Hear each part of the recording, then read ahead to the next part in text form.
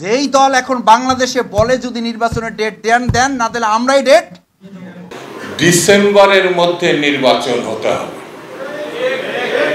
আপনি ডেট যদি না দিতে পারেন আমরা একটু অপেক্ষা করবো, তাহলে আমরা ডেট দিয়ে দেবো, আমরা ডেট দিয়ে দেব, ডিক্লেয়ার করে আসবো। তাহলে আমি ওই দল এবং ওই দলের লোকদেরকে সামনে রেখে, এই বিজ্ঞ আইনজীবীদের সামনে রেখে দেশবাসীর কাছে প্রশ্ন করতে চাই, এই দল তো নির্বাচনের ডেট ঘোষণা হলে নির্বাচনের দিন বিকাল 5টা পর্যন্ত অপেক্ষা করা ছাড়াই সকাল 10টার মধ্যেই তারা তাদের রেজাল্ট ঘোষণা করে দেবে।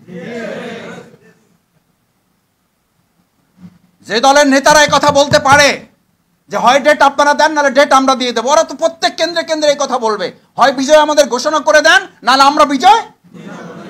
এই আশঙ্কা থেকেই এই দেশের জাতি এখন বলছে আগে বিচার করতে হবে, সংস্কার করতে হবে, তারপর নির্বাচন দিতে হবে। না হলে এই যে হুমকি, যেই থ্রেট আপনারা দিচ্ছেন, এগুলো তো আওয়ামী লীগের আমলেও তো আমরা এরকম কথা শুনিনি। আওয়ামী লীগের ফ্যাসিস্টরাও এরকম কথা বলে নাই। ওরা তো অন্তত সংবিধানের কথা বলছে, দোহাই দিছে, কোর্টের দোহাই দিছে, কিন্তু এত বাজে কথা মানুষকে বলে বিব্রত করে নাই। আপনারা বলেন বিব্রত, বিব্রত তো জনগণ। আপনারা বলেন আপনারা হতাশ, হতাশ তো জনগণ। জনগণকে আমরা হতাশ করছি।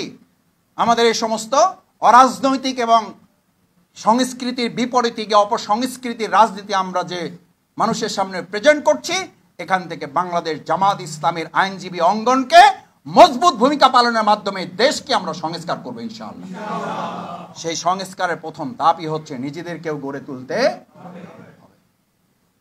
হবে। আমরা এক সময় আমরা বলি না যে আমরা প্রয়োজন আবার রক্ত দেবো, আমি এখন উল্টা কথা বলি, হ্যাঁ আল্লাহর দিনের জন্য যদি প্রয়োজন হয় আমরা রক্ত দেব, কিন্তু একটা দেশের রাজনৈতিক অবস্থা পরিবর্তনের জন্য, স্বৈরাচার পরিবর্তন করার জন্য, ফ্যাসিস্ট মোকাবেলা করার জন্য আর রক্ত দেব না। প্রয়োজনে এদেরকে মাথা উঁচু করে দাঁড়াবাড়ি আর কোনো সুযোগ আমরা দেব না। এই জাতি আর কত রক্ত দিবে? এদেশের তরুণ ছাত্র সমাজ, যুবক, মহিলা, বোন, আমাদের কলিজার টুকরা সন্তান, নিষ্পাপ সেই সমস্ত নবজাতকগুলোকে পর্যন্ত গুলি করে হত্যা করা হয়েছে। সেই জাতিকে, সেই দেশকে আর কতবার রক্ত দিতে হবে? কেন রক্ত দিতে হবে? আর যারা রক্ত দেব দেব দেব দেব বলে, তারা অন্যের ঘাড়ে বন্দুক রাখে, নিজেরা আরাম আয়েশে এসি দেশ বিদেশের মধ্যে অবস্থান করে সুযোগ বুঝে জনগণের সুবিধা অর্জন করা ছাড়া তাদের কোনো লক্ষ্য নির্ধারণ করা থাকে না। ভাইয়েরা, এই জন্য আজকের ওয়ার্কশপ আমরা বলছি, এই ওয়ার্কশপের মূল লক্ষ্য হচ্ছে আমরা দেশ পরিবর্তন করতে চাই, জাতি পরিবর্তন করতে চাই, কিন্তু তার আগে আমরা আমাদের পরিবর্তন। বাংলাদেশ জামাত ইসলামী এটার প্রতি কনসেন্ট্রেট করছে।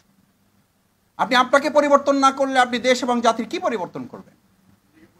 আপনাকে পরিবর্তন করতে হবেই। আমরা আমাদের পরিবর্তন করব এবং এই দেশ জাতি আমরা পরিবর্তন করব। দেখি ইনশাআল্লাহ পারবেন? এটা পারবেন? এই দেশের প্রয়োজনে পারবেন? নিজের জান্নাতের প্রয়োজনে পারবেন?